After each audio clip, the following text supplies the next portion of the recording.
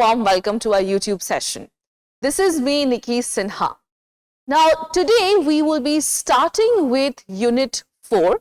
Now, you all know that Unit 4 is all about medieval India, right? Now, in medieval India, we have few important dynasties which we have to cover, right? So, in early medieval India, we had some regional dynasties like the Chalukyas, Kekatyas, Cholas, Cheras, Pandyas, etc. And then in the medieval ages, we have dynasties like the Delhi Sultanate, empires like the Delhi Sultanate. We have the Mughals, then we have Bahmanis, the Vijayanagar kings, then we have the later Mughals, and we also have the Marathas, right? So these are some important dynasties, and these are the dynasties which actually form your medieval India, right? So the equations between them, the political scenario, the administrative, the social, ecological, economic, all the scenarios have to be studied in detail under each of these dynasties, all right? And taking this forward, I'm going to start the very first one. I'm going to start with the very first one. So I will start today by introducing you to the Delhi Sultanate. That's our topic of discussion today. So now, you all know that the period from 1206 to 1526 came to be known as the Delhi Sultanate. Now, in this period, we have many dynasties and various rulers.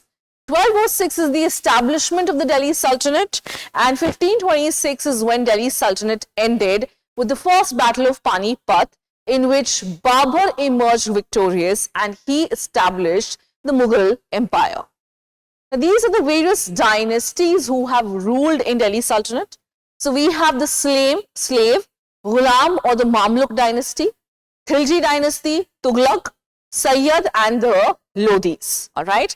So let's take a look at some of these dynasties here. So first of all, we will take a look at the slave or the Mamluk dynasty here. Now, this was the first and I would say a very important dynasty because they laid down the foundations of the Delhi Sultanate, right? Now, when we get into the details of these dynasties, as I've told you before, you have to focus on their contribution, the kings, the queens, the chronology, the titles, their names, their second names, right? So we will be getting into that details as well. But before that, it's important for me to introduce you to what Delhi Sultanate or what the Mamluk dynasty was. Okay. So the slave dynasty, which ruled from 1206 to 1290, very important, please remember the dates here. So they were also known as Mamluk. Okay, why? Mamluk is basically an Arabic word which means slave or someone who is owned, right? So that is why we have the term Mamluk being used for them. Now, in fact, the Mamluk dynasty is divided into three further dynasties. The first dynasty that we have is the Qutubi dynasty, which was from 1206 to 1211. The founder was Qutbuddin Aibak and he was a slave of Muhammad Ghori. Then the first Ilbari dynasty, it was established by Iltutmish, fine. He belonged to the Ilbari tribe and hence he laid down the foundation of Ilbari dynasty. Now, this was from 1211 to 1266. Then we have the second Ilbari dynasty. The founder here is whom? The founder here is Balban, and they have ruled from 1266 to 1290. So these are the three dynasties that you have under the Delhi Sultanate, all right, under the slave dynasty per se. Okay. Now here we have a list of events that took place under the slave dynasty, under the Mamluk dynasty. That is what we will be focusing on, right? And then in the next lectures, we will be delving into the details of the Mamluk dynasty. Okay, so then we have the first ruler that we have is Qutbuddin Aibak. He is the founder of the Qutubi dynasty and he ruled from 1206 to 1210. and he was the one who founded the dynasty, all right?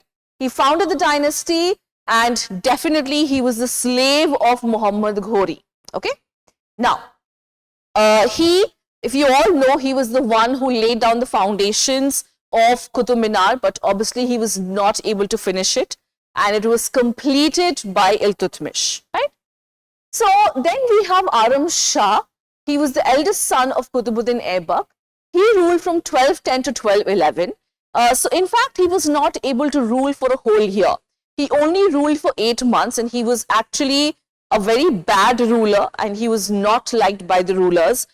He was not liked by the nobles, and hence he was deposed of, right? Now his place was taken by Shamsuddin Iltutmish, 1211 to 1236. He was the son-in-law of Qutbuddin Aibak, and you all know some of his major contribution. Turkani Chehelgani, he also introduced the silver coins, right? So these are some of his major contribution, and yes, he also completed the Qutub Minar. Okay. Then we have Rukuddin Firoz Shah.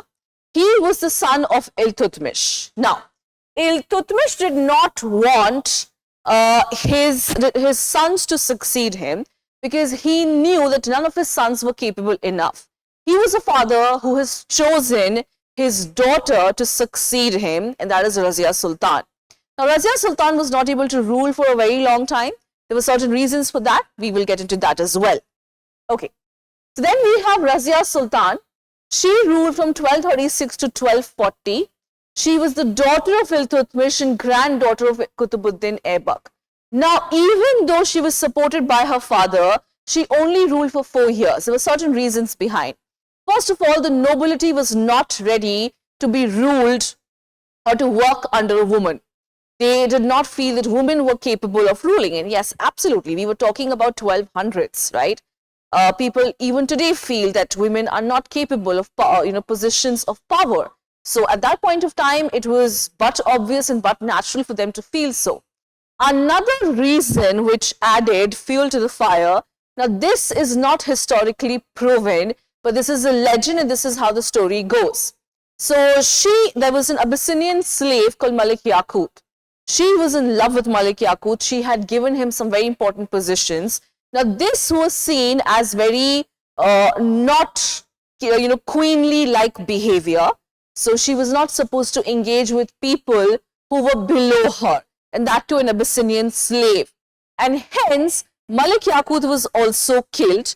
She was married to Altunia, but then she was marching, I think, back to Delhi when she was killed by some of the zamindars. So yes, Razia Sultan was not able to contribute a lot in her 4 years, but had she lived longer, she could have done a lot better than her brothers. Okay? Then we have Alauddin Masood, 1242 to 46. He was the son of Rukuddin Firoz Shah. Then we have Nasruddin Mahmud, 1246 to 66. He was Razia's brother, so he ruled for quite some time. Then we have Ghiyasuddin Balban. Now, Balban is the founder of the second Ilbari dynasty, right? So he was the father-in-law of Nasruddin Mahmud and one of the powerful rulers of the slave dynasty. You know what? Balban actually was part of the Turkani Chehelgani of Iltutmish. So Iltutmish had a corps of 40 slaves who were given various positions in the nobility, right? Iltutmish considered this a very good thing or a very good setup. Why? Because the slaves were completely loyal to him. They never tried to depose him off.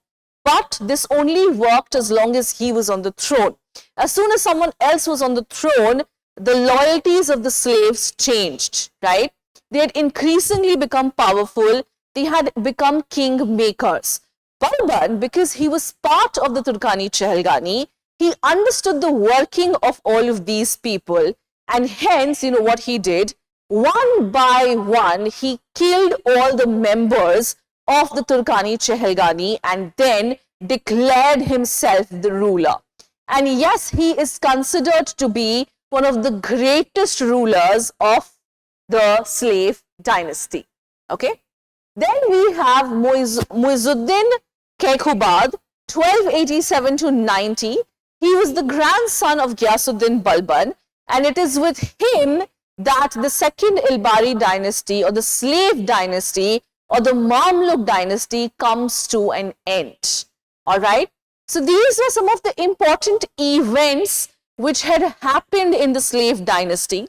What I've done today is I've given you a brief overview of these events, right? From next class onwards, we will be getting into the details of these events.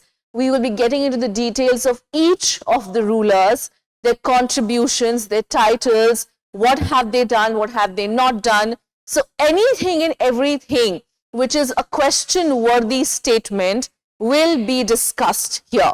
All right. So I really hope that this video was absolutely clear to you. If you have any doubts, any difficulties, please feel free to question them. Please feel free to ask me in the comment section below, and I'll be more than happy to address them. All right. So till then, this is me, Nicky Sinha, signing off. I will now see you in the next lecture. Please take care. Thank you. Bye-bye.